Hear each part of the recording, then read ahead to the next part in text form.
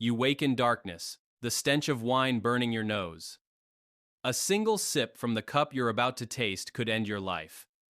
As a cupbearer slave in a medieval port city, every day is a dance with death. Your heart races as you face the first gulp of the morning. Welcome to your life as a cupbearer slave in a bustling medieval port city, where danger and decadence collide. You serve wine to the wealthy, tasting each sip to ensure it's not poisoned. One wrong move could mean death, yet small perks keep you going. This is no ordinary job. It's a daily gamble with fate. Get ready for a day packed with shocks, from lavish feasts to grim realities. You're about to step into a world that's as thrilling as it is terrifying. You stir awake on a lumpy mat, crammed in a dim, stuffy room with dozens of other slaves. The air smells of sweat and sea salt, and the distant crash of waves reminds you of the port city outside. Your bones ache from the cold stone floor, but there's no time to complain.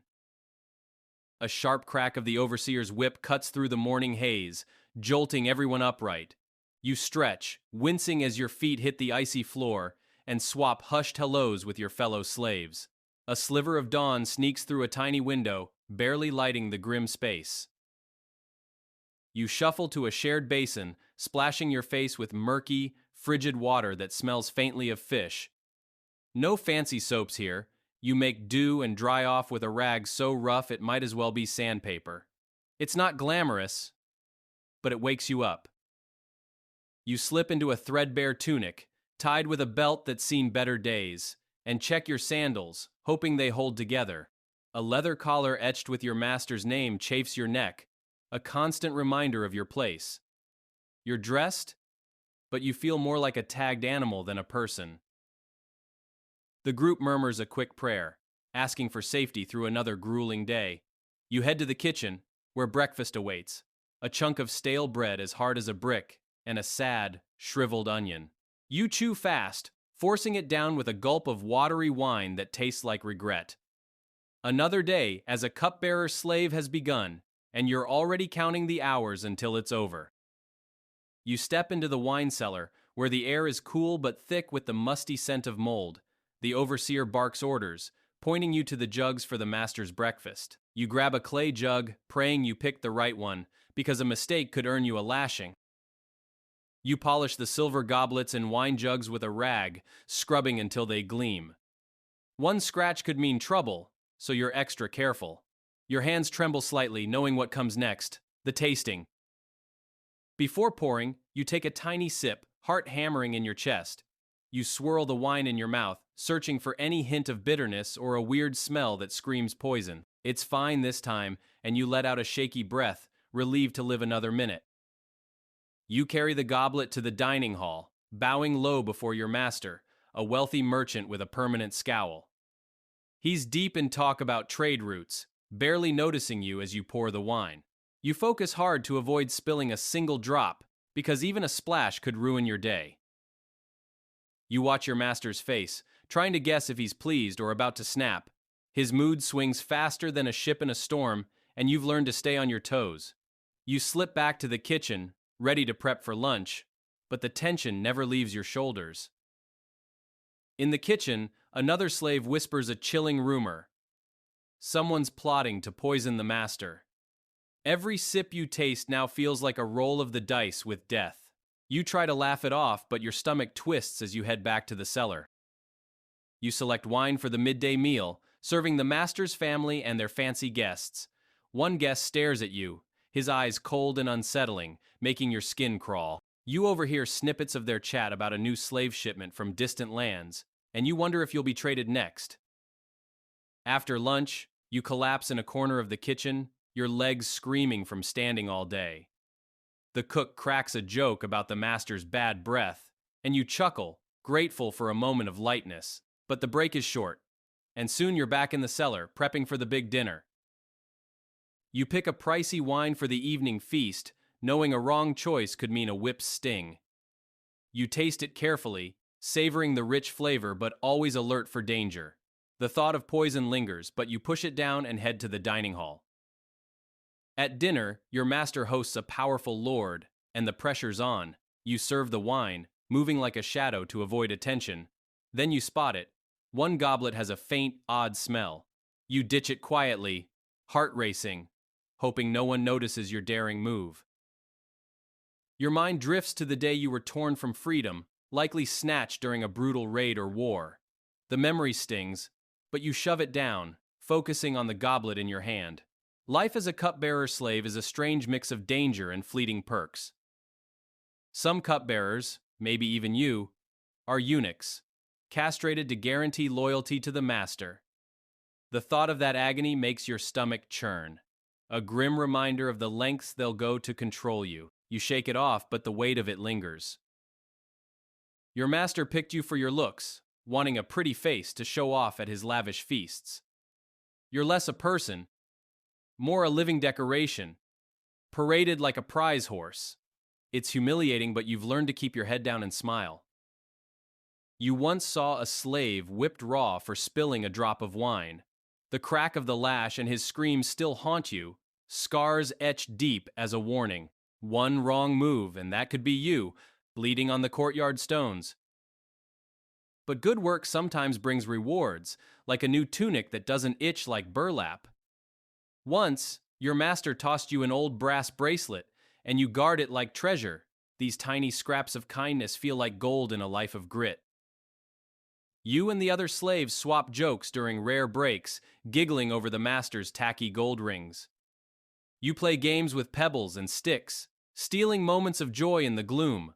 Laughter is your rebellion, a spark in the dark. On festival days, you get a treat.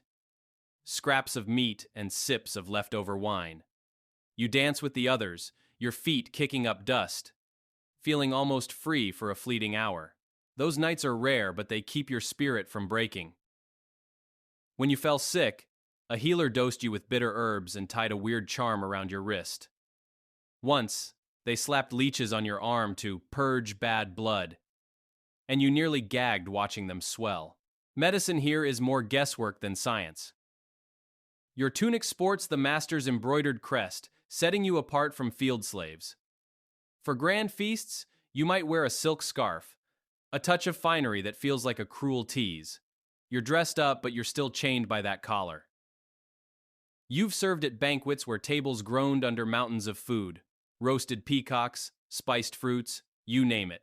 But you scrounge crumbs off the floor after the guests leave. It's a bitter contrast that twists your gut. You've seen your master fling perfectly good food to his yapping dogs while you starve. The unfairness burns, but you bite your tongue to survive. Complaining isn't an option when a whip's always nearby. Once, you caught a poisoned goblet before it reached your master, earning a rare nod of praise. But you also made an enemy of the plotter, and now you sleep with one eye open. Hero one day, target the next. That's your life. You heard of a slave who fled, only to be dragged back and have his foot hacked off as punishment. The story chills you, a brutal lesson that escape is a dream with bloody consequences. Freedom feels like a fairy tale. Yet, you know of one slave freed for saving their master's life. A glimmer of hope you cling to. Maybe, just maybe, you could be that lucky. You dream of it at night, though the odds are slimmer than a reed. You've gotten good at reading your master's mood. His narrowed eyes or sharp tone, a warning to stay sharp. You know when to flash a fake smile or melt into the background. It's a survival game, and you're playing to win another day.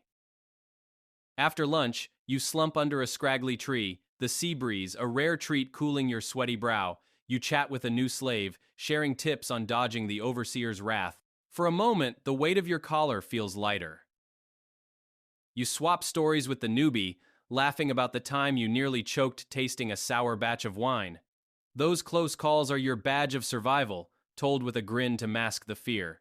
But the break ends fast, and it's back to work. You trudge to the wine cellar, checking jugs for tomorrow's meals. A stray smudge on a silver goblet catches your eye, and you scrub it frantically, knowing a single flaw could mean a beating. Your hands ache, but you keep going. A free sailor, his face weathered by the sea, passes by and spins tales of far-off lands. You listen, heart aching to sail away from this port and its chains. His words paint a world you'll likely never see. You're called to serve your master again. This time for a meeting with loud, red-faced merchants. You pour wine, ears catching their talk of slave prices and spice shipments. It hits hard, you're just another item on their ledger. You accidentally spill a drop of wine, and your heart stops, expecting a shout or worse. Miraculously, your master's too busy arguing to notice, and you exhale, knees weak. You vow to be more careful, but your hands still shake. You help clear the table after snatching bits of bread and cheese that fell. You share them with the other slaves, a small act of defiance against the hunger that gnaws at you all. Their grateful nods make it worth the risk. As the afternoon fades, you stand a little taller, proud of surviving another round of dangers.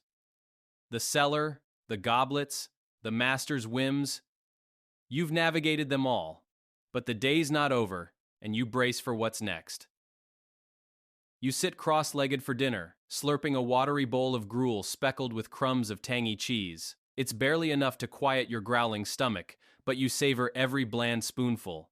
Around you, the other slaves huddle close, their tired faces lit by a flickering fire.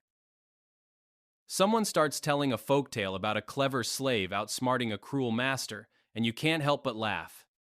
The story's absurd, but it lifts the gloom, making the cold stone floor feel a little less hard. For a moment, you're just people sharing a chuckle, not property. Your mind wanders to your family, their faces fuzzy in your memory. You wonder if they're out there, alive, or if they've forgotten you. The thought stings, but you push it away, focusing on the fire's crackle and the distant hum of waves. You join the others in a quiet prayer, asking the gods for strength to face tomorrow's grind. It's a ritual that grounds you, a tiny act of hope in a life of routine. You whisper your thanks for surviving another day, collar and all. Exhausted, you collapse onto your thin mat, every muscle screaming from hours of standing and serving. The stone floor chills your bones, but you're too tired to care. You pull a tattered blanket close, trying to trap what little warmth you have. The rhythmic crash of the sea outside soothes you, yet it stirs a deep ache for freedom. You imagine sailing away, leaving the port's stink and your master's whims behind. It's a dream that feels both close and impossibly far. You drift off, dreaming of standing on a ship's deck, the wind tangling your hair. The open sea stretches endless before you, promising a life unchained. For a few sweet moments, you're free, weightless, whole. The sharp crack of the overseer's whip jolts you awake, shattering the dream.